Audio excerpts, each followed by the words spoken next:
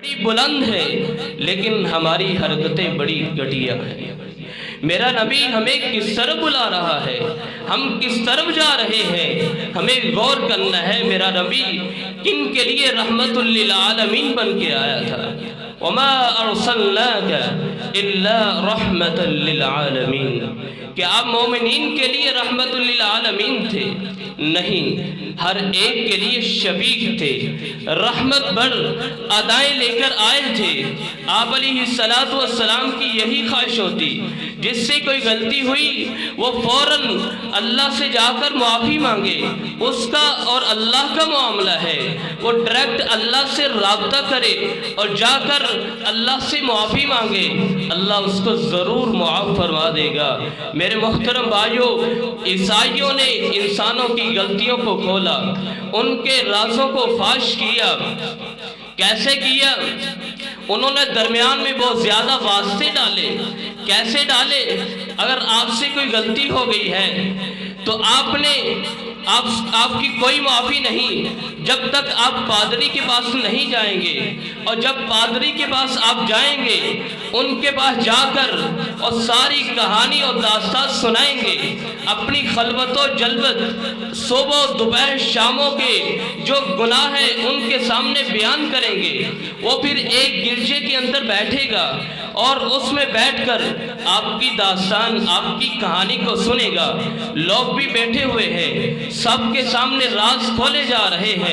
میرے محترم بھائیوں، وہ پھر چند ٹکے لے گا اور اس کے بعد آپ کے لیے معافی مانگے گا، اور پھر آپ کے لیے معافی مل جائے گی۔ میرے محترم بھائیوں، میرا پیغمبر ان زنجیروں کو توڑنے کے لیے آیا تھا۔ میرا پیغمبر آیا تھا اور ان جیلی قسم کے واسطوں کو ہٹانے کے لیے اور ہمیں بتانے کے لیے آیا تھا۔ اگر آپ سے کوئی غلطی ہو گئی ہے، صحیح المسلم کی روایت کے مطابق آپ علیہ السلام فرماتے ہیں، ان اللہ یبسط یدہ باللیل۔ اگر انسان سے دن کی روشنی میں، دن کے اجالوں میں اگر اس سے کوئی خطا ہو گئی ہے، اگر اس سے کوئی غلطی اور جفا ہو گئی ہے تو کوئی بات نہیں، رب کائنات کہہ رہے ہیں کہ جو ہی رات کی تاریکیاں چھا جاتی ہے، اللہ یوں اپنے ہاتھ کو پھیلاتے ہیں اور کیا فرماتے ہیں، ہے کوئی دن کی روشنی میں گناہ کرنے والا اور آ کر معافی مانگے، میں رب اس کو معاف فرماتا ہوں۔ میرا پیغمبر تو یہ بتانے کے لیے آیا تھا، ان زنجیروں کو توڑنے کے لیے آیا تھا، اور پھر جو ہی دن کی روشنی ختم ہوتی ہے، رات کی تاریکی چھا جاتی ہے۔ صحیح المسلم کی روایت ہے، گھر میں جا کر پڑھنا۔ آپ علیہ السلام فرماتے ہیں، وَيَبْسُطُ يَدَهُ بِالنَّهَارِ۔ جو ہی رات کی تاریکیاں چھا جاتی ہے اور اس کے بعد رات کی تاریکیوں کے بعد اللہ رب العزت دن کے اجالوں میں، دن کی روشنیوں میں اللہ رب العزت اپنے ہاتھ کو پھیلا لیتے ہیں۔ اللہ رب العزت فرماتے ہیں، ہے کوئی رات کی تاریکیوں میں گناہ کرنے والا، آ کر مجھ رب سے معافی تو مانگے، میں رب اس کے گناہوں کو معاف کرنے کے لیے تیار ہوں۔ میرے محترم بھائیوں، بڑے ہی ہم گرے ہوئے لوگ ہیں۔ بڑی افسوس کی بات ہے کہ آج سوشل میڈیا اس دور کے اندر پوری کی پوری ایک ٹیم تیار ہو چکی ہے کہ نہ تو ان کے پاس اخلاق نام کی کوئی چیز، نہ کردار، نہ کسی کے عزت کا خیال، نہ لحاظ، نہ ماں کا لحاظ، نہ باپ کا لحاظ، نہ بہن کا لحاظ، نہ پڑوسی کا لحاظ، نہ اپنوں کا خیال، نہ غیروں کا خیال، نہ بڑے کا خیال، نہ چھوٹے کا خیال، نہ امام کا خیال، نہ عالم کا خیال، نہ قاری کا خیال، نہ مفسر کا خیال، نہ امام کا خیال، اور نہ ہی کسی بڑے کا خیال، بلکہ اس کو کسی کی کوئی غلطی نظر آتی ہے اور اگلے ہی لمحوں میں وہ اپنی فیس بک کے اوپر اس کی پوسٹ لگا دیتا ہے۔ یہ شوق ہے نا، کسی کی غلطی کو اچھالنا، کسی کے راز کو فاش کرنا، کسی کی غلطی کو آگے بیان کرنا یہ شوق ہے، پورے کر لو، شوق آپ کے پورے ہو جائیں گے، لیکن رسول اللہ صلی اللہ علیہ وسلم کے فرمان کو ذہن میں رکھیے، جو اس طرح کے لوگ ہیں کل قیامت کے دن اللہ ان کو ذلیل و رسوا کر کے رکھ دے گا۔ قیامت کے دن دو منظر ہوں گے، ایک منظر ایسا بھی ہوگا کہ اللہ رب العزت ایک آدمی کو بلائیں گے اور اتنا قریب کریں گے، اتنا قریب کریں گے، اس کے اوپر اپنی رحمت کی چادر پا دیں گے، اپنی رحمت کی چادر کے ساتھ اس کو لپیٹ لیں گے اور قریب کر کے اللہ رب العزت فرمائیں گے، اے میرے بندے افعلت کذا افعلت کذا، کیا تو نے یہ بھی گناہ کیا ہے، کیا یہ بھی گناہ کیا ہے، کیا تو نے یہ بھی غلطی کی ہے؟ وہ سب کچھ مانتا جائے گا، حتی اذا قررہ وظن فی نفسہ انہ قد ہلک، سب کچھ بتاتا چلا جائے گا اور دل ہی دل میں سوچے گا آج تو راز کھل کے ہیں، میں تو ہلاک ہو گیا ہوں، میں تو ڈوب گیا ہوں۔ اللہ رب العزت فرمائیں گے، صحیح البخاری کی حدیث ہے، سترتها علیک فی الدنیا وانا اغفرها لک اليوم، میں ہی رب تھا نا، پریشان نہیں ہونا، میں ہی رب تھا، دنیا میں تو نے یہ گناہ کیے تھے، میں نے ان کے اوپر پردے ڈالے اور آج بھی میں رب ان تیرے گناہوں کے اوپر پردے ڈال کر تیرے گناہوں کو معاف فرما رہا ہوں۔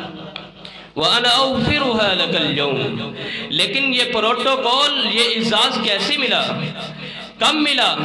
کہ وہ دنیا میں رہ کر لوگوں کی پردہ پوشی کرتا رہا۔ اس نے صحیح المسلم کی روایت کو سنا، من ستر مسلما سترہ اللہ، اس نے سنا کہ کسی کے راز کو فاش نہیں کرنا، اگر کسی کو غلطی کرتے ہوئے دیکھ لیا ہے لوگوں کے سامنے اس کو ذلیل نہیں کرنا، رسوا نہیں کرنا، اس نے اس کو سنا اور اس کے اوپر عمل کیا تو کل قیامت کے دن اللہ رب العزت بھی اس کے گناہوں کے اوپر پردے ڈال دے۔ اور دوسرا منظر بھی ہوگا، ایک دوسرے انسان کو بلایا جائے گا، تمام انبیاء جمع ہیں، تمام صدیقین بھی موجود ہیں، شہداء بھی کھڑے ہیں، صالحین بھی کھڑے ہیں، ماں باپ بھی موجود ہیں، بہن بھائی، بیٹے بیٹیاں، رشتہ دار، چوکوں چوراہوں والے، اپنے اور غیر سب کھڑے ہیں، حتیٰ کہ آدم علیہ السلام سے لے کر قیامت کے آخری انسان تک ساری انسانیت کھڑی ہے اور ان کے سامنے اللہ رب العزت ایک انسان کو بلائیں گے اور بلا کر سب کے سامنے کہیں گے تو نے یہ بھی کیا، تم نے یہ بھی کیا، تو نے یہ بھی غلط کیا، تو یہ بھی کرتا رہا، سب کے سامنے اللہ رب العزت اس کو ذلیل و رسوا کر کے رکھ دے گا۔ کیوں ذلیل و رسوا کر کے رکھ دے گا؟ کہ دنیا میں رہا، اس کی یہی کوشش اور شوق تھا کہ کسی کی غلطی کو دیکھوں فوراً اچھالوں، اس کی عزت کو داغدار کروں اور فوراً آگے بیان کروں۔ میرے محترم بھائیو، میرے نبی کی سیرت، میرے نبی یہ نہیں بتانے آیا تھا، بلکہ آپ علیہ السلام تو ہمیں یہ تعلیم دینے آئے تھے، من ستر مسلما سترہ اللہ۔ میرے محترم بھائیو، آج ہم نے اللہ کے نبی علیہ السلام کی سیرت سے یہ پہلو سمجھنا ہے کہ ہمارے سامنے ایک مسلمان بھائی گناہ کر رہا ہے تو اس کے رد عمل میں ہمارا سلوک کیسا ہے، ہمارا رویہ اس کے ساتھ کیسا ہے۔ ایک شخص ہمارے سامنے گناہ کر رہا ہے، اس کے بارے میں ہمارا کیا رویہ ہے، اللہ کے نبی علیہ السلام کی سیرت سے ہم نے سمجھنا ہے۔ تین اس کے پوائنٹ بنتے ہیں۔ سب سے پہلی بات کہ انسان ایسا طریقہ بنائے کہ اس کے سامنے غلطی ہو رہی ہے بالکل ہی گنگا شیطان بن جائے، یہ بھی بالکل غلط ہے۔ ایک دوسرا وہ طریقہ کہ انسان کے سامنے غلطی ہو رہی ہے، ایک مسلمان سے خطا ہو گئی ہے، ایک مسلمان سے کوئی کمی کوتاہی ہو گئی ہے تو وہ اپنے آپ سے باہر ہو جائے، میرے محترم بھائیو یہ بھی غلط ہے۔ اور تیسرا طریقہ یہ ہے کہ ایک انسان کے سامنے غلطی ہو رہی ہے، گناہ انسان کر رہا ہے، مسلمان سے غلطی ہو رہی ہے، وہ اس کی نوعیت کو سمجھتا ہے، وہ اس کے جرم کو سمجھتا ہے، اس کے اوپر غور و فکر کرتا ہے اور اس کے بعد فیصلہ کرتا ہے، اس کو علیحدگی میں سمجھاتا ہے، اس کی اصلاح کرتا ہے، تو یہ سب سے اچھا طریقہ ہے۔ میرے محترم بھائیو، اللہ کے نبی علیہ السلام کی سیرت سے ہم نے سمجھنا ہے کہ اللہ کے نبی علیہ السلام تمام کائنات والوں کے لیے رحمت للعالمین تھے۔ رب کا قرآن یہ کہتا ہے وَمَا أَرْسَلْنَاكَ إِلَّا رَحْمَةً لِلْعَالَمِينَ۔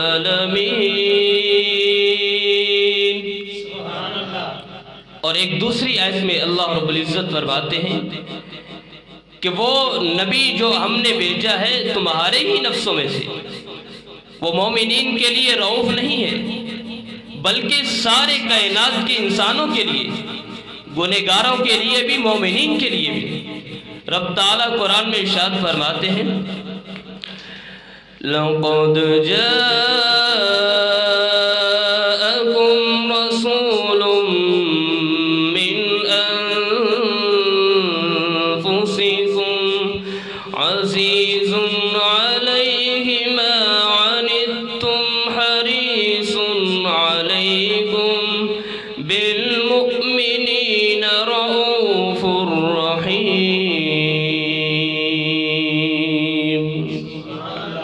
لَقَدْ جَاءَكُمْ رَسُولٌ مِّنْ أَنفُسِكُمْ، تمہارے ہی نفسوں میں سے ہم نے ایسا پیغمبر بھیجا ہے جو مومنین کے لیے بھی اور سب کائنات کے انسانوں کے لیے بڑا شفیق ہے، مہربان ہے۔ اس کی سیرت کے پہلو سے ہم نے سمجھنا ہے کہ اللہ کے پیغمبر علیہ السلام کا رد عمل کیا تھا، آپ ان کے ساتھ کیسا سلوک کرتے تھے، کہ ایک گنہگار کو دیکھ کر کیسا سلوک کرتے تھے۔ سب سے پہلے اللہ کے نبی علیہ السلام اس سے پیار اور محبت سے اس کو سمجھاتے تھے، اس کو سمجھاتے تھے۔ رسول اللہ صلی اللہ علیہ وسلم تشریف فرما ہے، ایک آدمی آیا، نوجوان آدمی آ کر کہتا ہے اذن لی، اے اللہ کے نبی مجھے زنا کی اجازت دیجیے۔ آپ علیہ السلام دیکھ رہے ہیں، صحابہ کرام پاس بیٹھے ہوئے ہیں، صحابہ کرام کہتے ہیں مہلن مہلن مہلن، رک جاؤ، تم کیا کہہ رہے ہو، تم سمجھتے ہو کیا کہہ رہے ہو، مہلن مہلن رک جاؤ۔ اللہ کے نبی علیہ السلام اس آدمی کو کیا کہتے ہیں، ادنو، اے میرے بیٹے میرے قریب آ جاؤ۔ اللہ کے نبی علیہ السلام سے وہ زنا کی اجازت مانگ رہا ہے، تو اللہ کے نبی کیا کہہ رہے ہیں، ادنو، میرے قریب آ جاؤ۔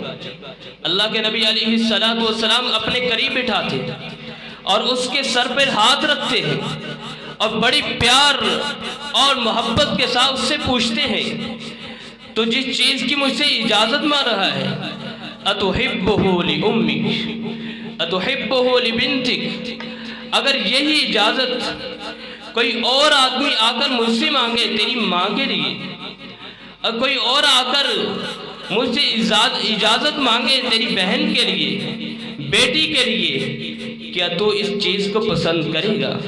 وہ کہتا ہے اللہ کے رسول علیہ السلام اللہ کی قسم میں نہیں ہرگز ایسا پسند کروں، میں بالکل نہیں پسند کروں گا۔ آپ کیا کہہ رہے ہیں؟ آپ علیہ السلام فرماتے ہیں جس کے ساتھ جو کرنا چاہتا ہے وہ بھی کسی کی ماں اور بہن بیٹی ہوگی۔ آپ علیہ السلام نے اس کو ڈانٹا نہیں، سمجھا رہے ہیں، وہ گناہ کی اجازت مان رہا ہے، آپ اس کو اپنے پاس بٹھا کر سمجھا رہے ہیں۔ پھر اللہ کے پیغمبر علیہ السلام نے چوتھا کام کیا کیا، آپ علیہ السلام نے اس کے لیے دعا کی۔ رسول اللہ صلی اللہ علیہ وسلم فرماتے اللہم اغفر ذنبہ وطہر قلبہ۔ اللہ کے نبی علیہ السلام نے 3 دعائیں کی۔ آپ علیہ السلام فرماتے ہیں اللہ جو اس میرے بیٹے نے پہلے گناہ کیے ہیں اللہ معاف فرما دے، اے اللہ اس کے دل میں جو وسوسے اور شیطانی خیالات ہیں اللہ اس کو پاک فرما دے، اور اے اللہ اس کی شرمگاہ کی حفاظت فرما لے۔ راوی لکھتے ہیں کہ اللہ کے نبی علیہ السلام کا یہ انداز کتنا اس پر اثر انداز ہوا کہ راوی بیان کرتے ہیں پوری زندگی اس نوجوان نے کبھی بھی آنکھیں اٹھا کر نہیں دیکھا تھا، پوری زندگی کبھی بھی آنکھیں اٹھا کر چلتا نہیں تھا، اس کی آنکھیں جھک گئی تھیں۔ میرے محترم بھائیوں، میں نے اور آپ نے اس بات کے اوپر غور کرنا ہے، کیا اللہ کے نبی علیہ السلام کی سیرت، آپ کا یہ طریقہ، آپ کا یہ انداز کیا میرے اور آپ کے اندر بھی موجود ہے، یا پھر ہم اپنے آپ سے باہر ہو جاتے ہیں، یا تو پھر ہم بالکل خاموش ہو جاتے ہیں، نہ تو ہم سمجھاتے ہیں نہ اس کی اصلاح کرنے کی کوشش کرتے ہیں۔ نبی علیہ السلام کا دوسرا طریقہ کیا تھا؟ آپ علیہ السلام رحمت للعالمین تھے، ساری کائنات کے انسانوں کے لیے۔ آپ کا دوسرا انداز کیا تھا؟ اللہ کے نبی علیہ السلام گناہوں پہ پردے ڈالنے کے لیے آئے تھے۔ آپ پردہ پوشی کرتے تھے، کسی کے گناہ کو اچھالتے نہیں، کسی کے راز کو فاش نہیں کرتے تھے۔ اب یہ لے کر نہیں آئے تھے، بلکہ اللہ کے پیغمبر علیہ السلام کی یہی کوشش اور آرزو تھی، کوئی بھی میرے سامنے آ کر اپنا جرم خود بیان نہ کرے، وہ اللہ سے جا کر معافی مانگے، اللہ اس کو معاف فرما دے گا۔ صحابی رسول آئے، آپ علیہ السلام تشریف فرما ہے، معاذ رضی اللہ تعالیٰ عنہ آتے ہیں، آ کر کہتے ہیں اللہ کے نبی مجھے پاک کیجئے، میں نے گناہ کیا ہے۔ آپ علیہ السلام فرماتے ہیں ارجع وتب الی اللہ وتستغفر لذنبک، اے میرے معاذ لوٹ جاؤ، جا کر اللہ سے معافی مانگو، اللہ سے استغفار کرو۔ آپ علیہ السلام اس کے گناہ کو، اس کے اوپر پردے ڈال رہے ہیں، لیکن معاذ رضی اللہ تعالیٰ عنہ تھوڑی سی دور جا کر پھر واپس لوٹتے ہیں، اور پھر آ کر کہتے ہیں اللہ کے نبی مجھے پاک کیجئے، میں نے گناہ کیا ہے۔ آپ علیہ السلام فرماتے ہیں ارجع، اے میرے صحابی لوٹ جا، جا کر اللہ سے معافی مانگ۔ تیسری مرتبہ آتا ہے، چوتھی مرتبہ آتا ہے، اللہ کے پیغمبر علیہ السلام ابھی بھی کوشش میں ہیں، آپ علیہ السلام بہانے تلاش کر رہے ہیں، ابھی بھی اس کے گناہ کے اوپر پردہ ڈال جائے اور پردہ پوشی ہو جائے اور اللہ سے جا کر معافی مانگ لے۔ آپ علیہ السلام چوتھی مرتبہ جب وہ آتا ہے اور کہتا ہے اللہ کے نبی زنا کر بیٹھا ہوں، مجھے پاک کر دیجئے، آپ علیہ السلام فرماتے ہیں میرے صحابہ مجھے لگتا ہے معاذ پاگل ہو گئے، پردہ پوشی کر رہے ہیں نا، لگتا ہے معاذ پاگل ہو گئے۔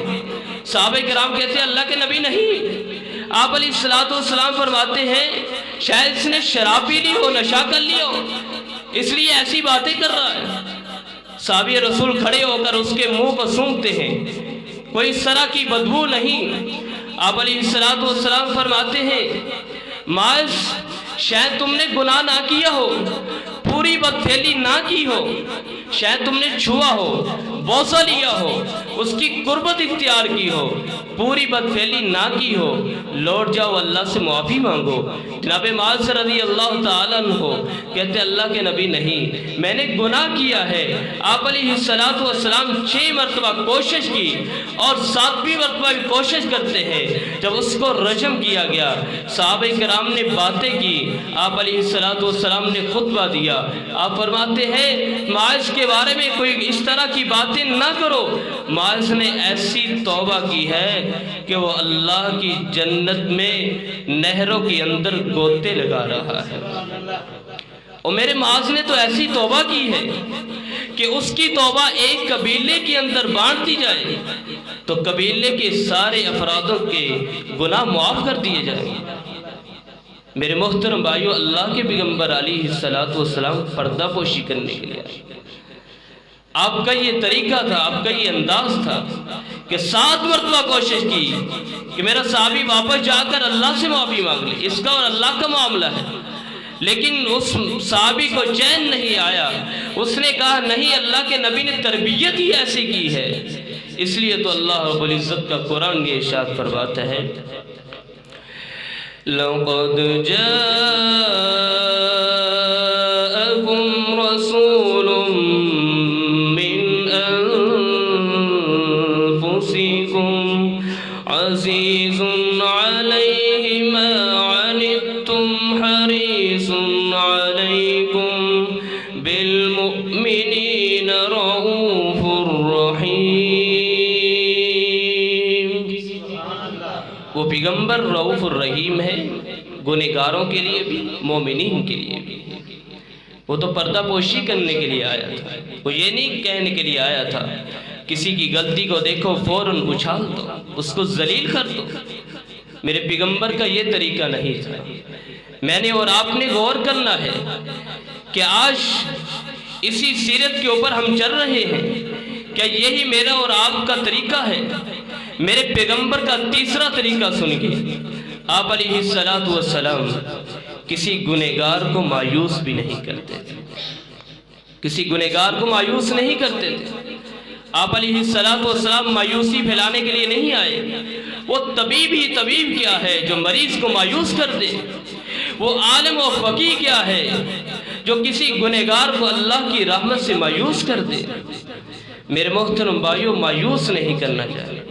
کس طرح اللہ کی رحمت سے مایوس نہیں کرنا چاہیے؟ جس طرح اس بنی اسرائیلی آدمی نے کیا تھا۔ اس نے کسی انسان کو غلطی کرتے ہوئے دیکھا، اس نے کہا اللہ تجھے معاف نہیں کرے گا۔ اللہ نے کہا تو کون ہوتا ہے اس طرح کہنے والا؟ میں نے اس کو معاف کر دیا اور تجھے جہنم میں داخل کر دیا۔ میرے محترم بھائیوں، اللہ کی رحمت سے مایوس نہ کیجیے۔ اللہ کی رحمت بہت وسیع ہے۔ ایک صحابی رسول اللہ کے نبی علیہ السلام مسجد میں تشریف فرما ہے۔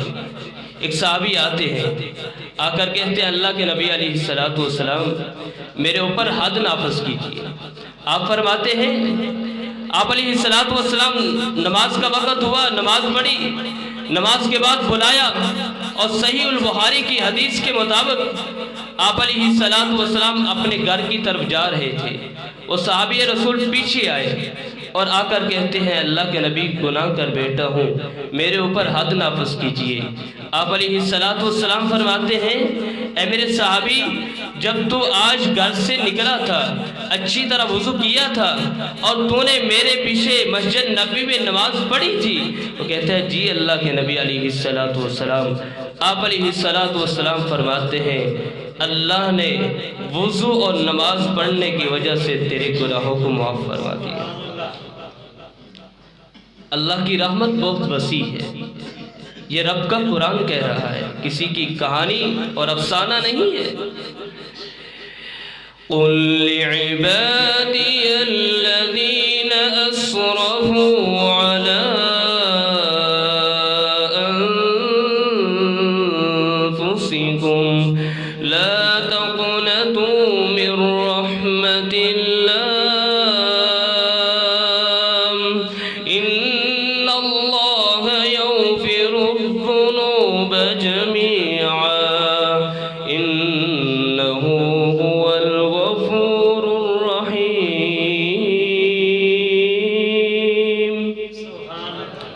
قُلْ لِعِبَادِيَ الَّذِينَ أَسْرَفُوا عَلَىٰ أَنفُسِهِمْ لَا تَقْنَطُوا مِنْ رَحْمَةِ اللَّهِ۔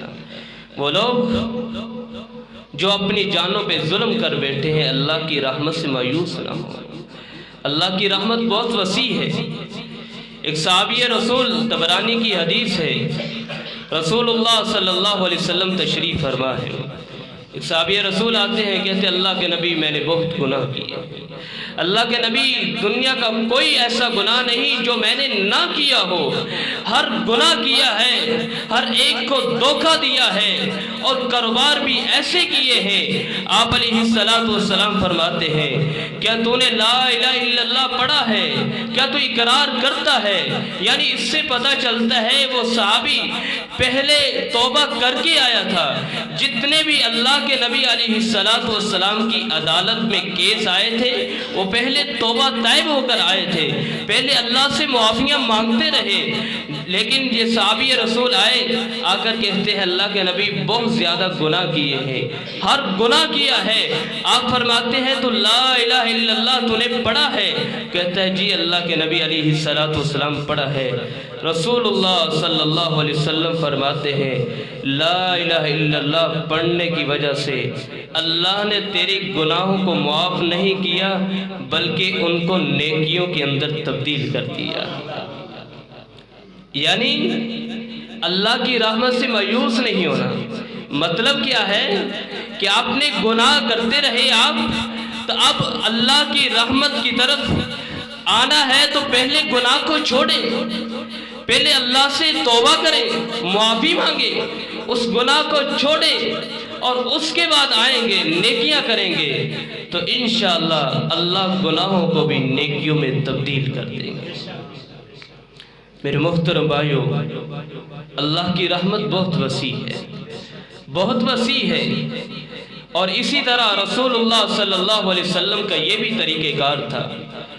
گنہگار کے لیے یہ بھی رد عمل تھا، ایسا بھی سلوک کرتے، جتنا آپ کا تعلق ہے، آپ کی حیثیت ہے، آپ اس کو ڈانٹیں، علیحدگی میں اس کی اصلاح کریں۔ اگر آپ نمازی 5 وقت کے نمازی بن گئے ہیں، وہ بھی نمازی ہے، ایک مرتبہ وہ لیٹ ہو گیا، آپ نے لوگوں کے سامنے اس کے اوپر طعن و تشنیع شروع کی، تو میرے محترم بھائیوں وہ تو پھر نماز چھوڑ دے گا، نماز نہیں پڑھے گا۔ آپ نے اس کو تاننے کا نشانہ بنایا، لوگوں کے سامنے ذلیل کیا۔ اسی طرح اگر کسی گنہگار کو دیکھیں اس کو ذلیل نہ کریں۔ اگر آپ اس کو ذلیل کریں گے، لوگوں کے سامنے بیان کریں گے اور اس کو اچھالیں گے، اس کی غلطی کا ذکر کریں گے تو وہ کہے گا ذلیل تو ہو گیا ہوں، کوئی بات نہیں، اب گناہ بھی جاری رکھتا ہوں۔ نہیں میرے محترم بھائیو، اس کو ڈانٹیں۔ صحابی رسول ہے، صحیح المسلم کی روایت ہے، رسول اللہ صلی اللہ علیہ وسلم اسامہ رضی اللہ تعالیٰ بیان کرتے ہیں میرے ساتھ ایک انصاری صحابی، اللہ کے نبی علیہ السلام نے ہمیں جہاد پہ بھیجا، ایک قبیلے کی شاخ کی طرف ہم گئے، ہم نے جہاد کیا۔ ایک ایسا آدمی جو بہت بہادر تھا اور لڑتا جا رہا تھا، تلوار پہ تلوار چلائی جا رہا تھا، اور جب ہم غالب آنے لگے تو میں نے اس کے اوپر تلوار کو سونتا۔ میرے ساتھ انصاری صحابی تھا، وہ جلدی سے پیچھے ہو گیا، اس نے کہا لا الہ الا اللہ، لا الہ الا اللہ پڑھ لیا۔ لیکن اسامہ رضی اللہ تعالیٰ عنہ کہتے ہیں کہ جب میں نے تلوار کو سونتا اس نے لا الہ الا اللہ پڑھ لیا، میں نے فوراً اس کی گردن اڑا دی، اس کو قتل کر دیا۔ اللہ کے نبی علیہ السلام کی عدالت میں یہ کیس پہنچا، آپ علیہ السلام اسامہ کو بلاتے ہیں، فرماتے ہیں اقتلتہ بعدما لا الہ الا اللہ، اے میرے اسامہ تو نے اس کو لا الہ الا اللہ پڑھنے کے بعد قتل کر دیا، تو نے قتل کر دیا، قتل کر دیا۔ جناب اسامہ رضی اللہ تعالیٰ عنہ کہتے ہیں اللہ کے نبی پہلے تو لڑتا رہا، لیکن جب ہم غالب آنے لگے اس نے ڈر کے مارے لا الہ الا اللہ پڑھ لیا ہے۔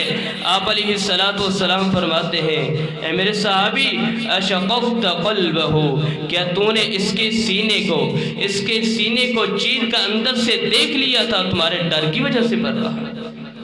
وَكَيْفَ تَصْنَعُ لَا إِلَهَ إِلَّا اللَّهُ، اور جب قیامت کے دن لا الہ الا اللہ آئے گا تم کیا جواب دو گے؟ اتنی مرتبہ کہا۔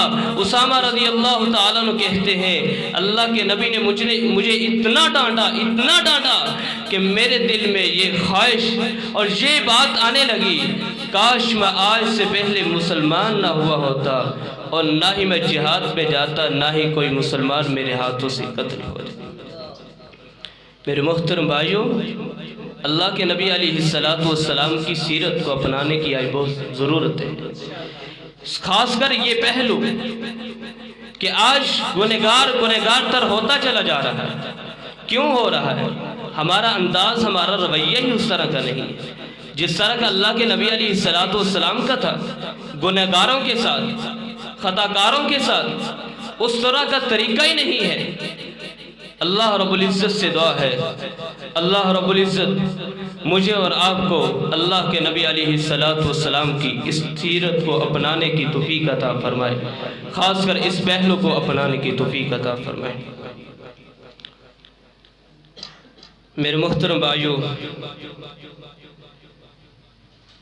اس مسجد کے خطیب حضرت مولانا یاسر اکبر صاحب حافظہ اللہ تعالی، ان کے بھائی کا آپریشن ہے، ان کے لیے بھی خصوصی دعا کرنی ہے، اور اسی طرح ان کے استاد وہ بہت بیمار ہے، ان کی صحت کے لیے بھی اللہ رب العزت سے دعا ہے، اللہ رب العزت جتنے بھی بیمار ہیں ان کو شفا کاملہ عطا۔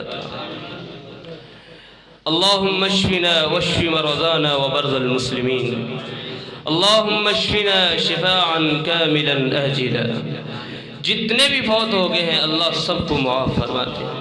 اللہم اغفر لنا وللمؤمنین والمؤمنات والمسلمین والمسلمات الأحياء منهم والأموات، ربنا اغفر لنا ولإخواننا الذين سبقونا بالإيمان ولا تجعل في قلوبنا غلا للذين آمنوا ربنا إنك رؤوف رحيم۔ اللهم آت نفسي تقواها وزكها أنت خير من زكاها أنت وليها ومولاها۔ اللهم طهر قلبي من النفاق وعملي من الرياء ولساني من الكذب وعيني من الخيانة فإنك تعلم خائنة الأعين وما تخفي الصدور۔ میرے محترم بھائیوں، یہ بات ذہن میں رکھیے کہ ہم نے ایک نہ ایک دن مر جانا ہے، لیکن ہمارے کام وہی آنا ہے جو ہم نے اللہ کے راستے میں دیا ہوگا، اور کل قیامت کے دن ہر انسان کی یہی خواہش ہوگی، اور اس دن جس دن کوئی سایہ نہیں ہوگا لیکن وہ انسان بچا ہوا ہوگا، کل قیامت کا دن ہوگا، لوگ دیکھیں گے ایک ایسا بھی آدمی ہوگا کہ اس کے اوپر ایک خوبصورت چیز ہے جو سائبان بنی ہوئی ہے، پوچھا جائے گا یہ کیا ہے، تو اس سے بتایا جائے گا یہ وہی چیز ہے جو دنیا میں رہ کر تو صدقہ کیا کرتا، اللہ کے راستے میں دیا کرتا، آج اللہ نے تمہارا سائبان بنا دیا۔ تو میرے محترم بھائیوں، بجائے اس کے کہ اس دن ہم خواہش کریں اور ہمارے ہاتھ میں کچھ نہ ہو، آج ہی ہمیں کوشش کرنی چاہیے، آج ہی ہمیں جستجو اور اس طریقے کو اپنانا چاہیے، بھرپور طریقے سے اللہ کے گھر کے ساتھ تعاون کرنا چاہیے۔ یہ گھر اللہ کے ہیں اور ہمارا کوئی اس طرح کا کوئی لالچ نہیں ہے کہ اپنی جیب میں ڈالنا۔ میرے محترم بھائیوں، اللہ کے گھر کے اوپر ہی لگائے جاتے ہیں۔ تو اسی طرح یہ مسجد کا بل جو ہے 6000 آیا ہے۔ ایک تو اس اپیل کی جاتی ہے کہ ہر بھائی سے کہ وہ اللہ کے گھر کے ساتھ بھرپور طریقے سے تعاون فرمائے کہ یہ اللہ کا گھر ہے۔ یہ بجلی دیکھو، ہم بیٹھے ہوئے ہیں، نماز پڑھتے ہیں، خود ہی ہم چلاتے ہیں، پنکھا آن کرتے ہیں اور لائٹیں چلاتے ہیں، رات کو آتے ہیں، تو اب ہم بل کی باری آئے پیچھے ہٹ جائیں تو بہت افسوس کی بات ہے۔ اس لیے بڑھ کر کا حصہ لیں۔ 6000 اس مسجد کا بل آیا ہے اور ہم نے ہی ادا کرنا ہے۔ ربنا لا تزغ قلوبنا بعد إذ هديتنا وهب لنا من لدنك رحمة إنك أنت الوهاب سبحان ربك رب العزة عما يصفون وسلام على المرسلين والحمد لله رب العالمين۔